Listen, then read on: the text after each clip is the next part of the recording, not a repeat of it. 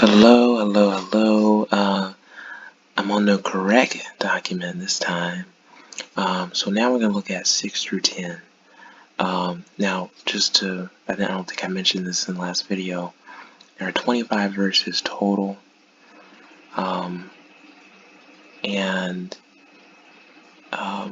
So by the end of the week, we will be right up to 25. So let's look at the next few verses here. Starting at verse 6, these commandments that I give you today are to be on your hearts, and press them on your children. Here we go again, right? Talk about them when you sit at home and when you walk along the road, when you lie down and when you get up. Tie them as symbols on your hands and bind them on your foreheads.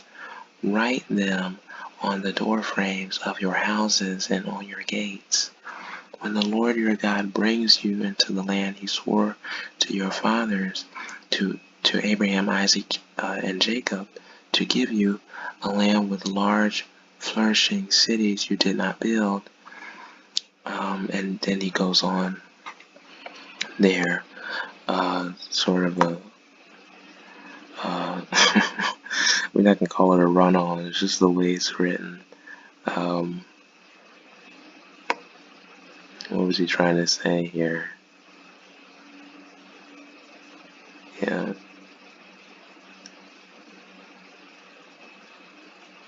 Then when you be careful, do not, as we're saying, don't forget God, right?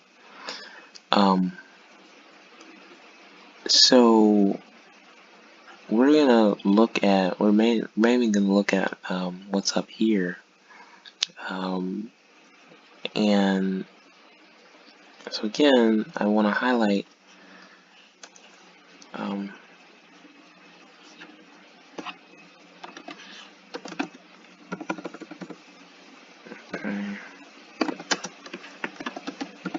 don't know how we're doing different colors. Remember,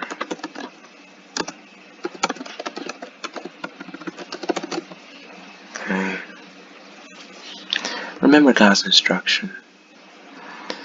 Why do you think he talked about it like that? Why do you think he kept on saying, sit at home and let it constantly dwell in your mind, and what do you say, bind them to your foreheads and write them on your door frames? Why do you think he said all that? Well, I think it's because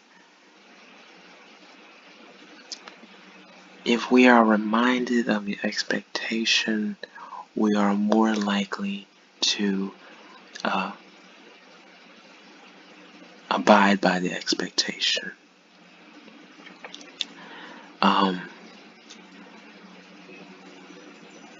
And it comes down to principle. You want to live a life of principle. And I think I'm actually going to write that because it's so important.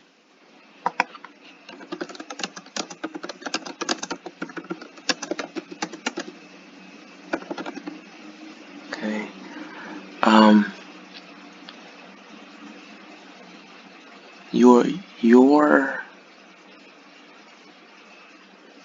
Your way of living needs to be rooted in God's instruction.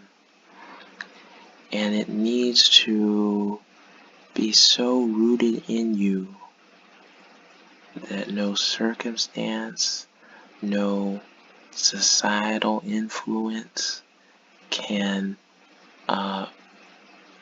cause you to forget whatever it is. You have to live based on your philosophies. So important to do. See, because a lot of people don't have philosophies. And if they do have them, then they're not in scripture.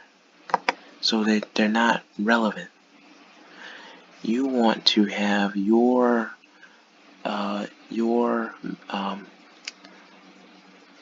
approach to life be corroborated in the scripture. And never forget that. Never forget. It's almost like who you are. Don't forget who you are. Who you are is how you decide to live. It's part of it. So don't forget that. Ever. Right? And what I would also say, sort of to that point, is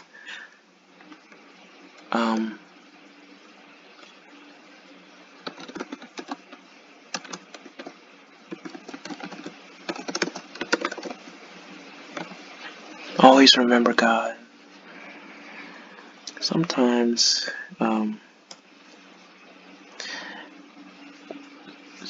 we don't realize how God is responsible for so much in our lives. All of the blessings and things that we have been given have come from God. It has nothing to do with anything that we did. So we have to make sure that we always keep that in mind.